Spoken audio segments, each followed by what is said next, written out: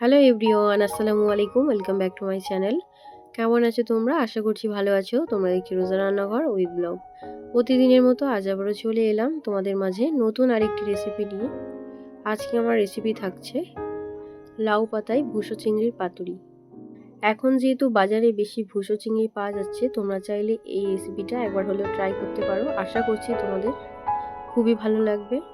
চলো তাহলে দেখে নেওয়া যাক আজকের ভুসো চিংড়ির পাতুরি।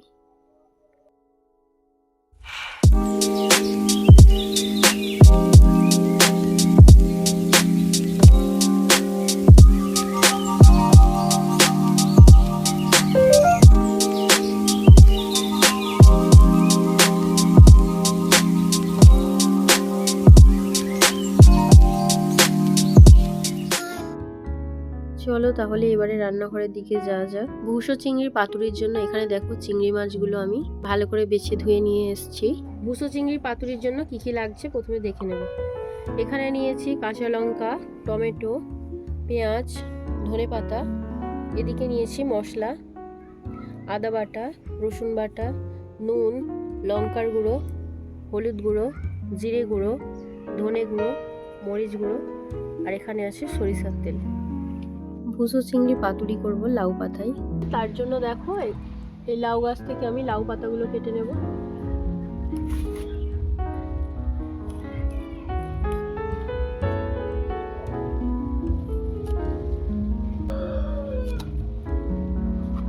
এখানে দেখো কত লাউ হয়েছে, দেখো ওখানে একটা হয়েছে, এখানে একটা হয়েছে, আরো এদিকে সব লাউ হয়েছে।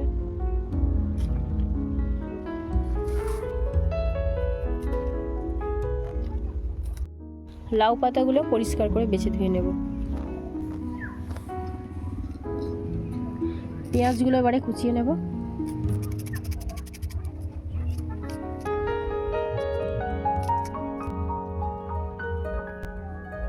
ধনে পাতাগুলো কুচিয়ে নেব।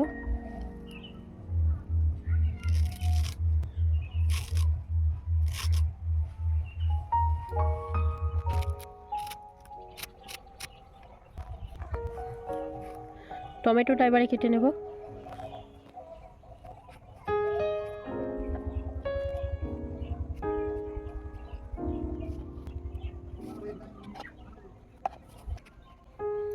লঙ্কাগুলো কুচিয়ে নেব।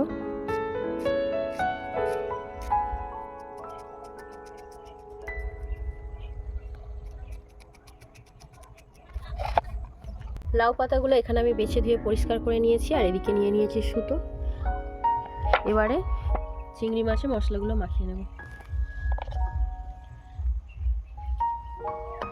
টমেটো কুচি, পেঁয়াজ কুচি, ধনে পাতা কুচি, চিরা কাঁচা লঙ্কা কুচি, আদা বাটা,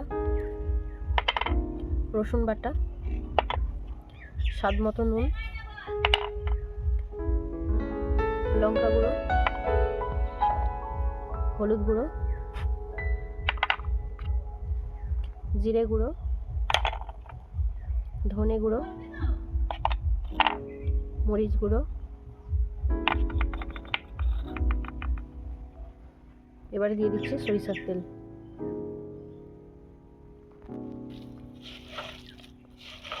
মশলাগুলোকে মাছের সঙ্গে ভালো করে মাখিয়ে নেব।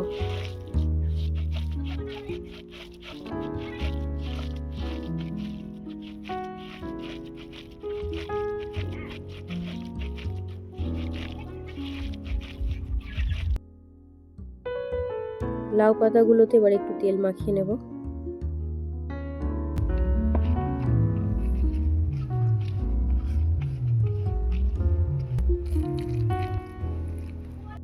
এবারে মশলা মাখানো চিংড়ি মাছগুলো লাউ পাতার মাঝখানে আমি দিয়ে দিচ্ছি।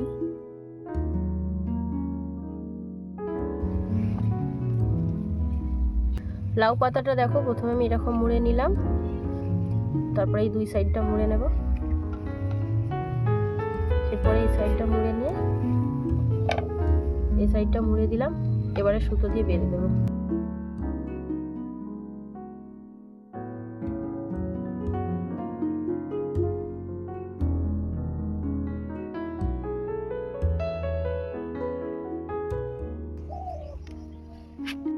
দেখো লাউ পাতাটা আমি ভালো করে বেঁধে নিয়েছি। আবারও একটা লাউ পাতা নিয়ে নিয়েছি, মাঝখানটা একটু তেল দিয়ে দিয়েছি। আবারও চিংড়ি মাছগুলো মাঝখানে দিয়ে দিলাম। সেম ভাবে আমি লাউ পাতাটা মুড়ে দেব।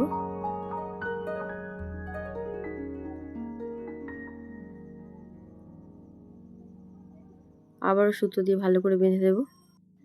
এই একইভাবে বাকিগুলো বানিয়ে নেব।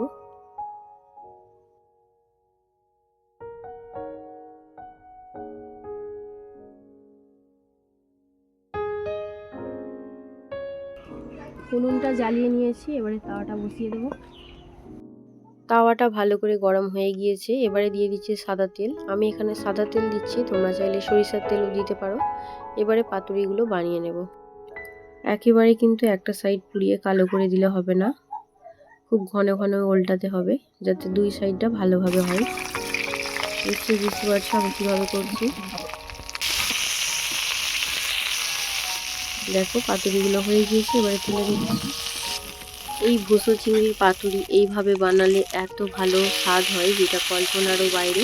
অবশ্যই একবার হলেও কিন্তু ট্রাই করবে।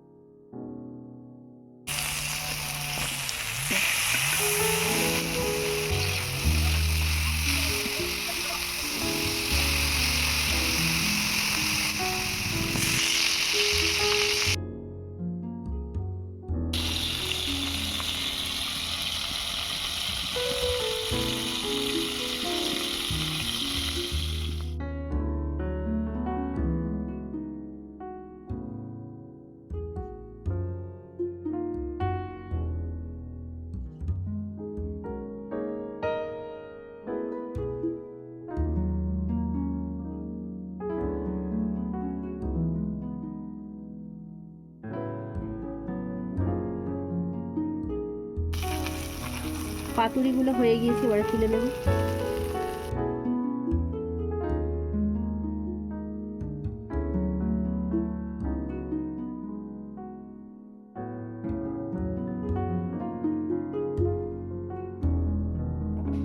দেখো পাতুরিটা কত সুন্দর হয়েছে, তোমাদেরকে খুলে দেখাচ্ছি।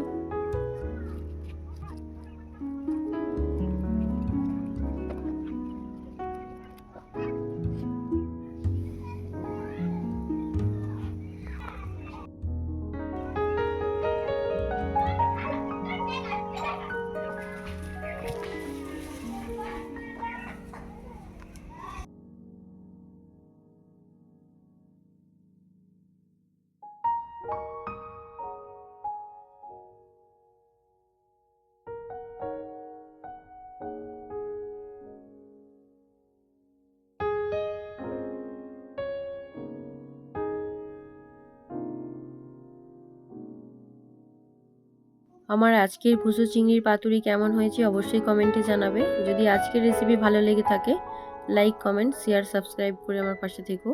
আর যারা ফেসবুক থেকে দেখছো অবশ্যই আমার পেজটা ফলো করে দিও। দেখা হচ্ছে আবারও নেক্সট অন্য কোনো রেসিপির সাথে। ভালো থেকো, সুস্থ থেকো, পরিবারের খেয়াল রেখো। বাই, আল্লাহ হাফিজ।